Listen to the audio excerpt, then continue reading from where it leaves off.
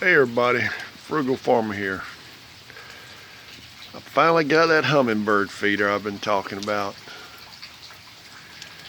I got this from a big box store, and they had the mix there too, and so I went in and got it. And just so happened, the day after I put it up, I heard a hummingbird, and my mama, she loved hummingbirds, so I said I was gonna put one up this year for her. And I think that hummingbird was her sending it down here to let me know she appreciated that. But I don't know. Well, there's the hummingbird again. Uh, I hope it comes up here. How about that? Well, I'm gonna cut this short. But anyway, I've got plenty of feed and got the hummingbird flying around. And that is Bo doing his whine. He just whines to whine.